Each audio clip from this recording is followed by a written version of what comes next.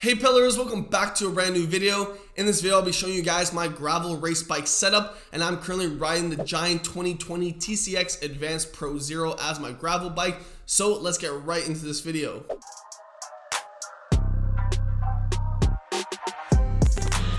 Now my goal for this video is to show you guys what I'm using for a gravel bike, especially for racing. So hopefully you can take some inspiration or just some of my feedback to apply to either your current race bike that you're using for gravel or a gravel bike that you want to build up. And it's going to be pretty interesting because I'm going to share some knowledge about what I'm doing, especially with this bike and going forward with gravel riding and gravel racing in specific. So the Giant 2020 TCX Advanced Pro Zero is Giant's top of the line cyclocross bike. And the reason why I chose a cyclocross bike as a gravel race bike is because I was hoping to do both cyclocross and gravel riding and racing, but that didn't actually come to fruition as the result of the global situation. So racing was canceled, and I primarily only used this bike for gravel, which I was very impressed. Then again, it should be noted that basically all gravel bikes are just based off of cyclocross bikes. The cyclocross bike was the original gravel bike. So the bike does cost 5,000 USD after tax, but I want experience firsthand on this type of bike, especially at that level.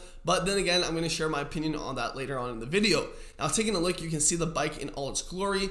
We're going to be taking closer lookups of everything. So the group set on this bike is a 1x12 speed SRAM Force E-Type Axis wireless group set. As you can see, the rear cassette on this is a 12-speed 10x33, which I actually found really good for gravel riding and probably would have been really good for cyclocross racing as well. The front chainring is 38 tooth, which I thought was really good. Didn't have any issues spinning out, and it is a SRAM Force crankset. Now looking at the pedals, these are my XCR 9100 pedals. I had no problem with these. These were really good. Then again, they're pretty expensive, but you get what you pay for. This is a size large, 58 centimeters. I am 6'2".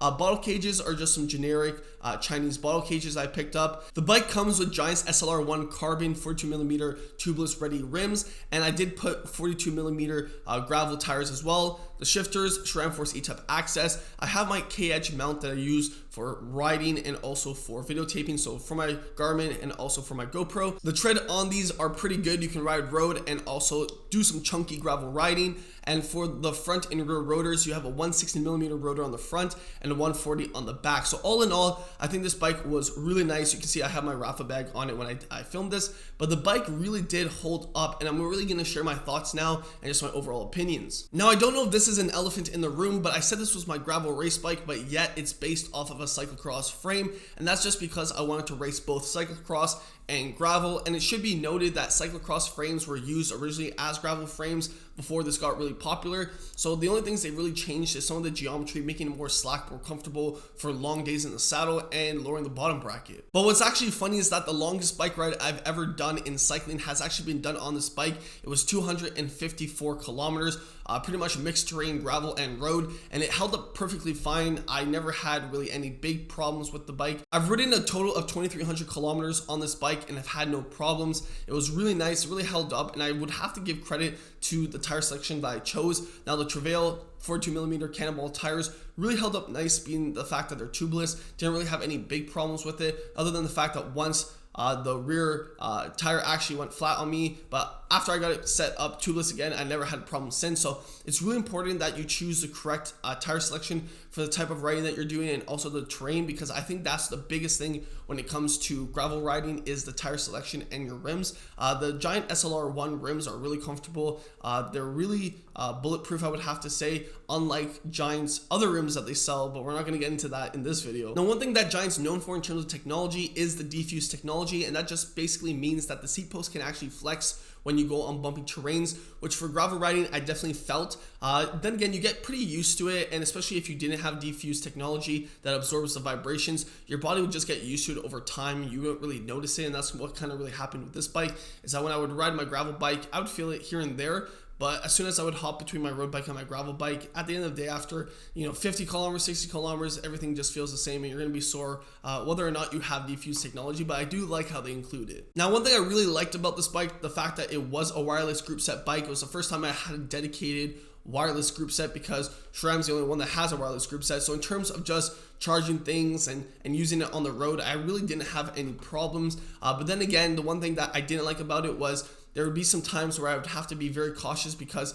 if you crash with this group set, you know, just to replace a rear derailleur is around $600, which I don't think anyone just wants to throw $600. So there's certain situations where I would have liked to take the bike, really full send it, but I couldn't just because, you know, you gotta be cautious because I didn't really want to break anything drastically. And because you usually use a gravel bike to do some very simple single track, it's pretty easy to, you know, crash here or there. So that's one reason why in the future I probably wouldn't choose a wireless group set or even an electronic group set, just because, you know, if you want to actually really take your bike and, you know, really get the top performance out of it and take a little bit of risk, you know, it's not worth crashing and then having to replace parts, where if you had a mechanical, it'd probably perform just as well. We're looking at percentages of decrease in terms of shiftness and the speed of shifting. So I'd rather have a mechanical group set and take more risk. And you know what, if I break a rear derailleur, it's not the end of the world like it would be in this situation. Now, what I totally forgot to mention is what would be your top speed before you actually spun out. And with this gear ratio of a front chainring having 38 tooth and the rear cassette having a 10 tooth cog, you would spin out at around 45 kilometers at 90 cadence and 50 kilometers at about 100 cadence. So the speed that you would spin out at would be around 50 kilometers with 100 cadence. And for even gravel racing, I think that's still amazing, because even for criteriums, people have a hard time drafting and keeping a pace above 45 kilometers. So for a gravel ride or slash race, I think you'd be more than fine. But the thing where this would really struggle would be some steep hills. You would definitely want something bigger at the back.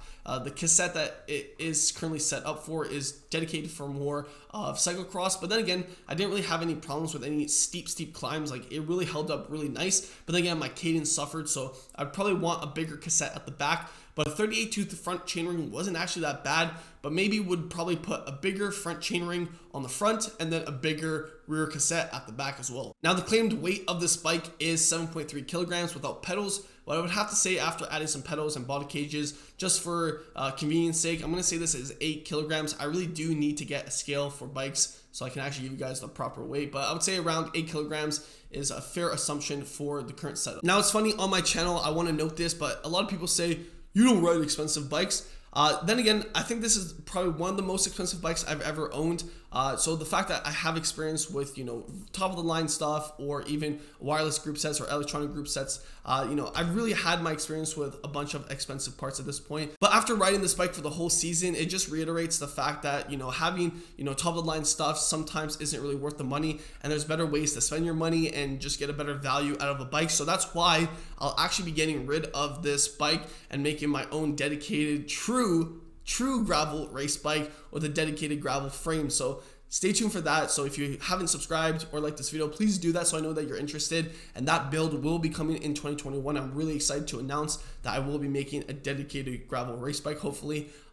You know, you never know in this situation that we're in globally how things are going to work in terms of logistics and getting parts. So bear with me on that one. Now, all in all, it really did hold up as a gravel race bike. It was very aggressive because it was a cyclocross frame, and it could get twitchy at high speeds, which is to be understood if the bottom bracket is that high up. The color scheme on this bike is really clean as well. It just looks really clean and really nice. So hopefully, you know, like I said just previously, we're gonna get a dedicated gravel bike, build it up, really take you and explain everything. On this bike, the bars aren't flared, which you would want in a gravel race bike because you'd be doing some long monster kilometers. But even then, guys, I've done 254 kilometers on this bike and had no problem. So it really just depends on your level of fitness, comfort, geometry in terms of your bike fit. Making sure you have all that done is really key if you're trying to have the most comfortable ride. But, you know, I really did enjoy this bike. 160mm rotor on the front, 140 in the back, had a lot of stopping power, didn't really have any problems with it.